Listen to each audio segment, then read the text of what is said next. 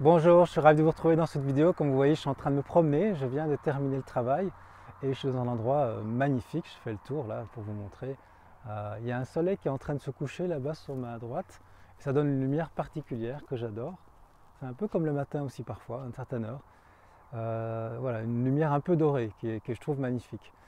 D'ailleurs, je vous invite, si vous travaillez beaucoup intellectuellement, beaucoup avec votre mental, votre cerveau, enfin votre mental, c'est surtout, si on peut, c'est passer du temps pour équilibrer et passer du temps à avoir des moments où on ne pense pas, on ne fait rien, on est dans un état de non-pensée. Par exemple, une activité physique, une activité voilà, qui va nous permettre d'être dehors, de respirer et de simplement apprécier le présent. Et on devrait idéalement, d'ailleurs, je pense, si on travaille 4 heures intenses au niveau intellectuel, c'est passer ensuite 4 heures pour simplement être dans un état de non-pensée et simplement d'apprécier la vie et de la ressentir physiquement. On est dans la tête et on passe dans le corps. C'est avoir un équilibre en fait entre les deux.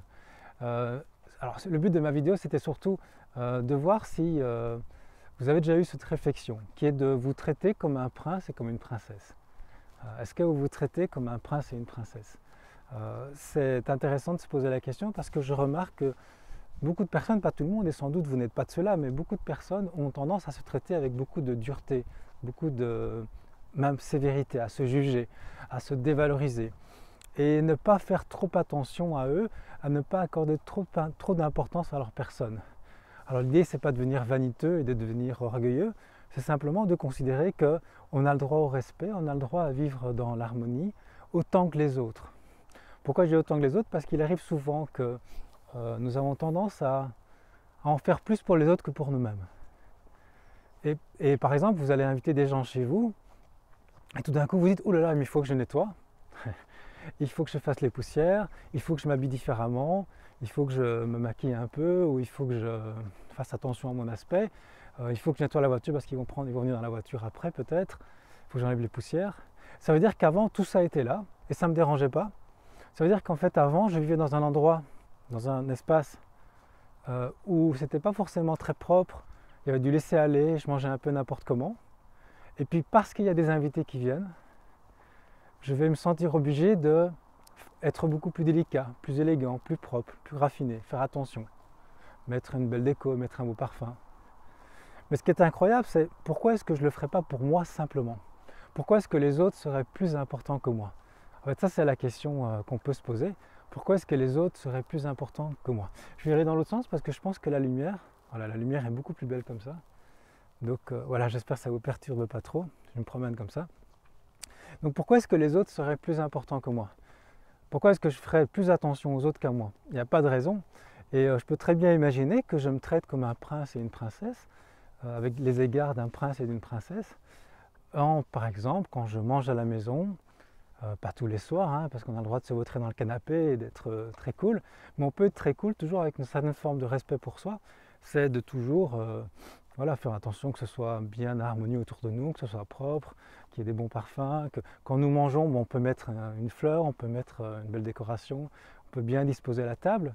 Parce qu'on le fait pour d'autres, pourquoi est-ce qu'on ne le ferait pas pour nous? En quoi est-ce que les autres seraient auraient plus de valeur que nous? Je pense qu'ils n'en ont pas, ils en ont juste autant que nous. Et en tout cas, c'est important de commencer par soi. Parce que si on ne prend pas soin de nous, qui le fera? Je pense que personne ne le fera à notre place. Et on peut rouler en voiture et se dire, bah, comme il n'y a personne qui vient dans ma voiture, bah, je jette des trucs par terre, il y a des poussières qui s'accumulent. Et du jour où il y a quelqu'un qui viendrait, je devrais faire attention. Ben non, je peux déjà faire attention maintenant. Et je me souviens un jour, je faisais un stage de méditation. La personne, j'organisais le stage et c'est quelqu'un qui me dit depuis très longtemps. Et donc je me dis, tiens, je vais voir si elle est cohérente. Et parce que par hasard, en fait, je devais aller à un moment donné dans sa voiture, récupérer quelque chose, où on devait se déplacer, je ne sais plus très bien. Et donc je rentre dans sa voiture, ce n'était pas du tout prévu. Et qu'est-ce que je constate? C'est que sa voiture était hyper propre, vraiment impeccable. Et là, je me suis dit, mais cette personne est vraiment cohérente.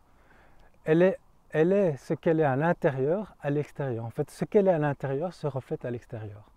C'est-à-dire qu'on peut imaginer que si vous êtes à l'intérieur dans l'amour de vous-même, dans l'harmonie, dans la délicatesse, ça va se voir dans votre façon de vivre, ça va se voir dans la façon dont vous mangez, ça va se voir dans la façon dont vous marchez, ça va se voir dans la façon dont vous organisez votre intérieur. Est-ce que c'est rangé, est-ce que c'est ordonné, est-ce que c'est minimaliste, ou est-ce qu'il y a du bordel partout? Parce que s'il y a du bordel partout, on peut très bien imaginer qu'il y a plein de bordel dans votre tête aussi. C'est souvent, je trouve, cette loi spirituelle qui est que tout ce qui est à l'extérieur est un reflet de ce qui est à l'intérieur. Et donc, on peut très bien imaginer que quand vous êtes dans votre salle de bain, c'est propre. Et quand vous êtes chez vous, vous faites attention vous êtes délicat avec vous-même, vous mettez des habits, même si ce n'est pas des habits que vous allez mettre dehors, mais c'est des habits qui sont propres, vous voyez, et pas n'importe quoi, parce que de toute façon, je m'en fous, il n'y a personne qui est là. Parce que qu'est-ce qui se passe si on ne fait plus attention à soi? Si on se traite un peu moins que les autres, on se dit, il n'y a personne qui me regarde, donc je fais un peu ce que je veux. On va avoir une tendance à avoir une mauvaise image de soi, dans le sens où on sait très bien qu'on est comme ça, on se laisse aller. Hein, on est avec des habits peut-être pas très propres, c'est sale chez nous, il y a plein de trucs, la vaisselle, c'est une montagne, et puis la voiture est très sale, et puis oui, mais il n'y a personne, donc c'est pas grave. Le problème, c'est qu'on sait très bien que c'est comme ça, on n'est pas non plus débile, on sait très bien comment on est, et on a une image de soi qui n'est pas très belle. Et donc on a difficile à respecter quelqu'un qui a une telle image. On a difficile à respecter quelqu'un qui ne se respecte pas. C'est-à-dire qu'en fait, cette image de nous gêne au fond. Et d'ailleurs, la preuve, ça nous gêne, c'est que si tout d'un coup quelqu'un arrive à l'improviste, on va directement attends, il faut que je range, il faut que je nettoie, il faut que je m'habille, il faut que je me maquille. C'est-à-dire qu'on est gêné en fait. Et donc l'idée, c'est que c'est difficile de respecter quelqu'un qui n'est pas à la hauteur de nos critères, de ce qu'on pense être vraiment.